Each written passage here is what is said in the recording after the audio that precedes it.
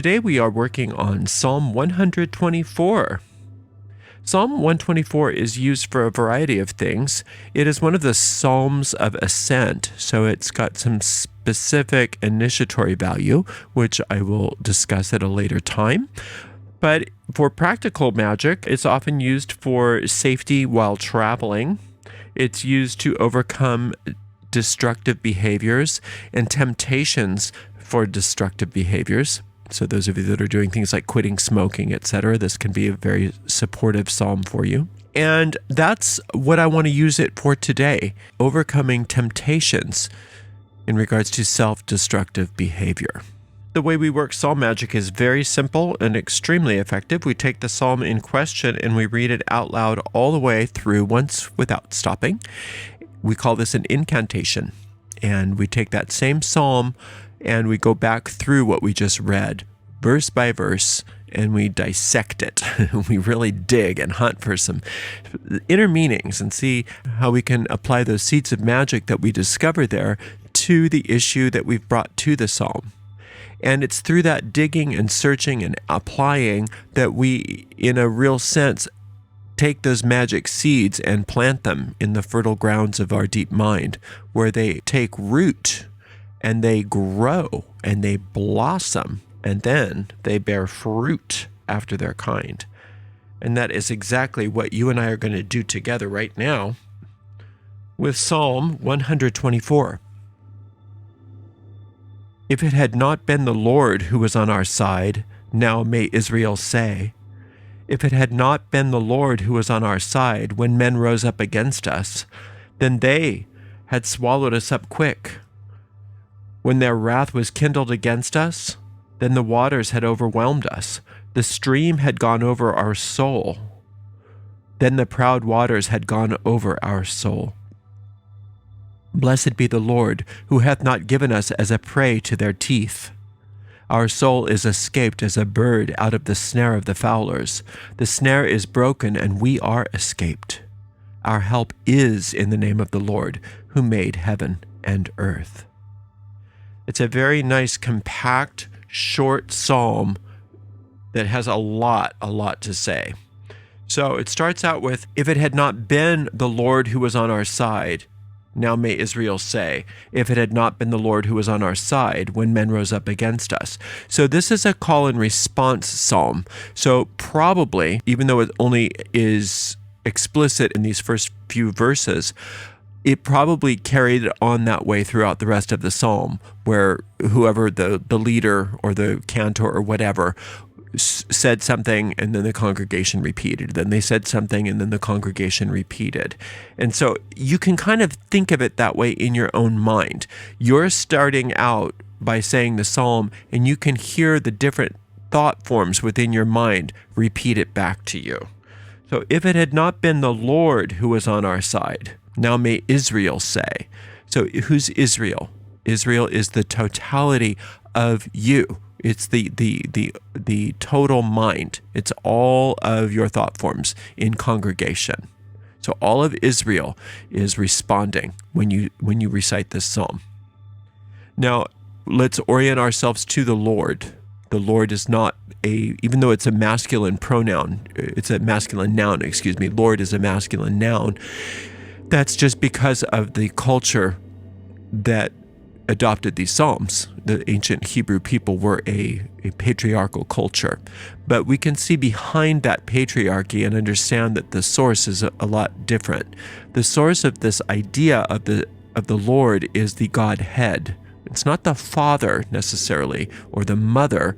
It's the Godhead. It's the pre-gender force, which is the source of all that is. And if you recognize that this oneness is all power, then you understand that this force is unopposable. There's nothing that can oppose it because there's only one force. There's only one source. There's only one power. There's only one substance in all the universe, and that is what is called the Lord in these Psalms. And so when we are saying, if it had not been the Lord who was on our side, well, if the Lord is on your side, then there's no other side. If the Lord be for you, who can be against you? No one, because there is only one, and it's all power. So If it had not been the Lord who was on our side, now may Israel say. And then you repeat that. If it had not been the Lord who was on our side, when men rose up against us. Now, who are the men that rose up against us? The men rising up against us is in the story, maybe when the kingdom of Judah was under exile by the Babylonians, but that's all just symbolic for us. None of that matters. We don't look at these as history. What are the so-called men rising up against you? It's talking about the viciousness of the ego mind. The viciousness of the ego mind. How cruel we can be to ourselves. How cruel we can be to each other. That concept of separation is so dastardly that we should never underestimate the depths to which the ego is willing to sink. So it's a wonderful psalm for really putting that in check for ourselves, regardless of whether it's something that we're doing to ourselves, or whether it's something that's being done to us, or whether it's something that we're doing to another. It's all part of that same mindset of the ego mind of separation. That's the men that rise up against us. Then they had swallowed us up quick when their wrath was kindled against us. So when you are swallowed up by the ego, when you're swallowed up by fear, that's what the ego is, fear thoughts. When you're swallowed by fear, you know what that feels like, to be swallowed up by fear, to be swallowed up by this idea that you have nothing on your side, that you are completely at the effect of these forces of the ego, these dark forces, these cruel forces that are out to get you, that are out to annihilate you, that are out to crush you. These are self-destructive forces within our minds, but they appear in our world as other people, as circumstances, as anything that is so big and so powerful and so evil that's going to swallow us up whole. And their wrath kindled against us. Do you ever feel that way? Like when it's really you against the world, and the whole world is just wrathful, rising up against you, and there's absolutely nothing you can do to defend yourself. And a lot of times that comes from even within our own selves. Like with today, what we're talking about, those self-destructive tendencies and those temptations to do the things which we know are bad for us. Then the waters had overwhelmed us. The stream had gone over our soul. In this sense, the Hebrew word for soul doesn't always mean soul. Sometimes it actually means breath. Sometimes it actually means neck. So the breath and the neck. It makes more sense if you recognize it as that. The waters overwhelmed us. The stream had gone over our soul, had gone up over our neck, had taken our breath, was drowning us. The proud waters had gone over our soul. Proud meaning not so much prideful in regards to arrogance, but prideful in regards to raging waters, just raging waters drowning us, being drowned. Now, if you think of it, it's always bad to think about drowning, but it's especially scary when you understand the background of what the ancient Hebrews were. The sea was considered the depository of all evil. And so Hebrew people didn't learn how to swim in those days because they believed that all evil was in the sea and that the sea was there to destroy them. So the idea of drowning in the sea is especially harmful when you're coming from that ancient perspective of how these psalms were worded.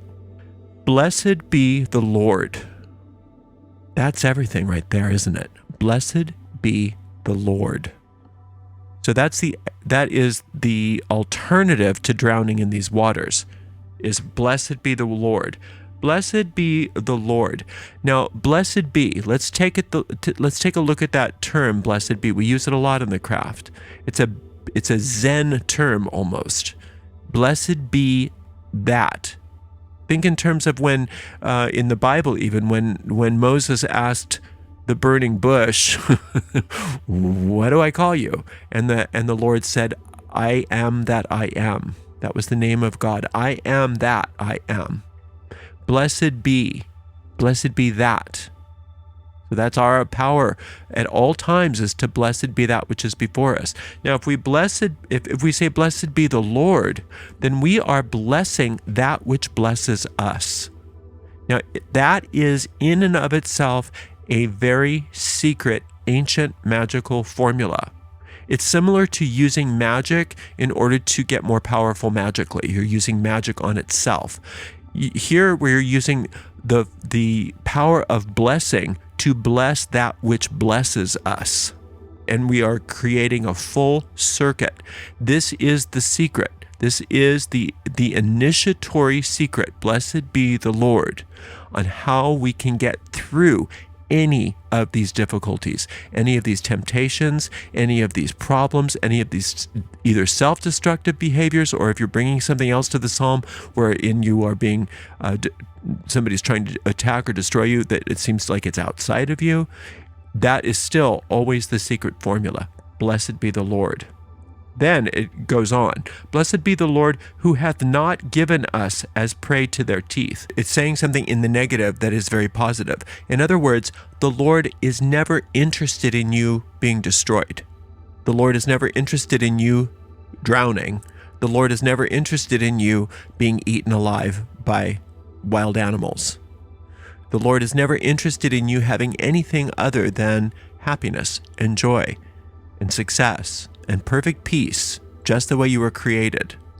So when we say, blessed be the Lord, and then in here it's very dramatic, who hath not given us as a prey to their teeth, but it is simply just saying that's not going to happen.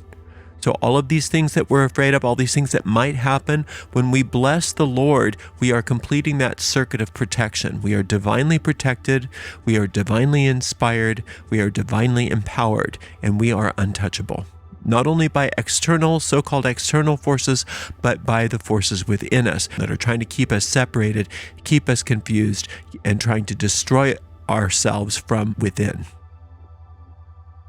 Our soul is escaped as a bird out of the snare of the fowlers. This time the soul is talking about our identity, not our breath. So our soul is escaped as a bird out of the snare of the fowlers. So when those fowlers are trapping birds, they are ensnared. And we feel very oftentimes when these evil forces, this ego mind, this dastardly force inside of us, and also that appears outside of us, is constantly trying to catch us, trying to trap us, trying to ensnare us, trying to take away our liberty, take away our freedom, take away that which was given to us by infinite intelligence.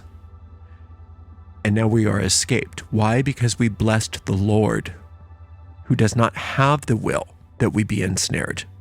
So it's not God's will that we be ensnared. So it must be a different, foreign will that allows us to be ensnared. But then what did we start out with? The Lord's on our side. So since the Lord's on our side, there's nothing to oppose us. So of course we escape those snares. But the only way we do that is by bringing our attention back to the truth, and that is blessed be the Lord. You could even take that one little phrase, blessed be the Lord, and use it as a mantra. Anytime you're tempted to get back into those self-destructive behaviors, you can just say, blessed be the Lord. Or you could say the whole sentence, blessed be the Lord who hath not given us as a prey to their teeth. Then it says, the snare is broken and we are escaped. So the snare is broken and you're free. You already are free. The snare has already been broken. Why? Because that's God's will. And remember, God is not an external patriarchal masculine deity. Infinite intelligence's will is that you be free. So you can stay ensnared for as long as you like, but as soon as you decide to turn your attention to the Lord, to all power, you must break free, because that is God's will. Our help is in the name of the Lord. The name of anything, especially in ancient scriptures from these ancient Semitic cultures, the name always is the nature of something. When you look up the names of things in these old scriptures, whether it be in the Bible or the Apocrypha or even other ancient writings from these regions, it's always very clear that it was a very visually oriented, symbolic language. So the name of God is the nature of God. And so you can think in terms of all of those qualities of the divine when you are seeking help. And we talked about that in that lecture on pivoting quite a bit. And we talked about those 8 qualities of the divine and showed you how to do this pivoting. And it's very clear here that our help is in the name of the Lord. Your help is in considering those qualities of the divine. You are always freed when you consider those qualities of the divine. And it said, who made heaven and earth. Now, when you think that God made heaven and earth, God did make heaven and earth, but we also made a pseudo-earth. So remember that the fall from grace in the Garden of Eden is not anything but a symbolic story of us falling asleep and dreaming dreams of separation. That's a symbolism of that. So while it's true that we live in an earth that seems very violent and very dangerous, that's not the earth God made. God made a very different experience for us, which we don't always experience because we rarely experience it, I should say, because we're asleep and we're dreaming and we're misusing our minds individually and collectively to dream up horrible things. And part of the ways that we get out of those self-destructive behaviors is by reconsidering the name of God or the nature of God, by blessing the Lord, and by recognizing, like it said at the beginning, that the Lord is on your side, that there is no other side but the Lord. So anything that you are experiencing, that you feel like you are weak, that you are victimized, that you are vulnerable, there is a way that you can find that victory over all of those forces. And that comes by following these formulas so clearly stated in this psalm. And that's how we do it. So just keep coming back to this psalm every day until you get a sense that all is working out well for you. Once you get that sense, it feels like a little click to me. Once you get that sense, then you can stop casting for that particular problem and move on to something else. Thank you so much for spending some time with me today. I so appreciate you. Blessed be.